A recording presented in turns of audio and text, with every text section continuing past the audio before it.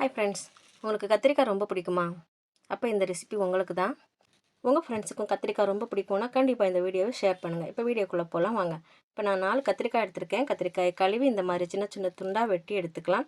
வெட்டி எடுத்த துண்டை ஒரு கடாயில் போட்டுக்கலாம். இப்போது கடாயில் போட்டுட்டு அதில் கொஞ்சமாக மஞ்சத்தூள் போட்டு நல்லா மிக்ஸ் பண்ணி ஒரு 10 நிமிஷம் அப்படியே வச்சு விட்டுறலாம். கண்டிப்பாக இதை ட்ரை பண்ணுங்கள். ரொம்ப ரொம்ப சூப்பராக இருக்கும். வீட்டில் எல்லாருமே விரும்பி சாப்பிடுவாங்க. இப்போ 10 நிமிஷம் வச்சுட்டோம்.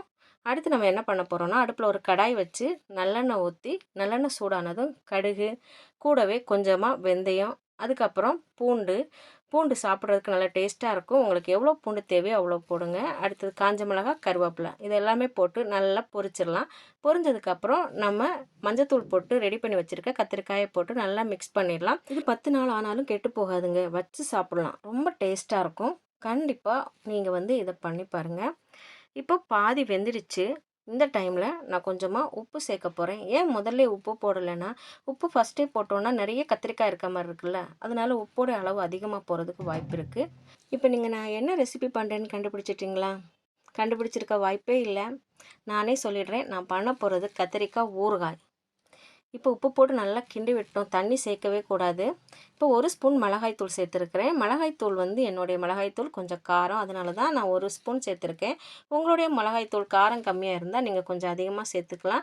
இல்லை உங்களுக்கு எவ்வளோ காரம் வேணுமோ அந்த அளவுக்கு நீங்கள் காரம் சேர்த்துக்கோங்க.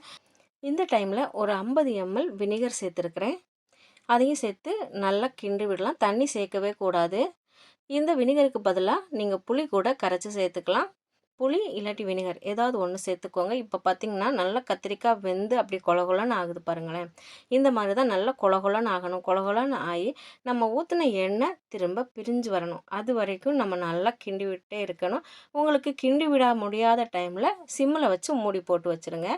கிண்டி விடும்போது கொஞ்சம் தீயை அதிகமாக்கிடலாம். இப்போ பார்த்திங்கன்னா எண்ணெய் பிரிஞ்சு வர ஆரம்பிச்சிருச்சு. ஊறுகாயும் சூப்பராக ரெடி ஆகிட்டு வருது. டேஸ்ட்டு பார்த்திங்கன்னா ரொம்ப சூப்பராக இருக்கும். வாயில் எச்சில் ஊறுதுங்க இந்த டைமில். கண்டிப்பாக இந்த வீடியோவை ட்ரை பண்ணுங்கள். உங்கள் ஃப்ரெண்ட்ஸுக்கு இதை ஷேர் பண்ணுங்கள். நீலக்கடலை சப்ஸ்கிரைப் பண்ண மறந்துடாதீங்க.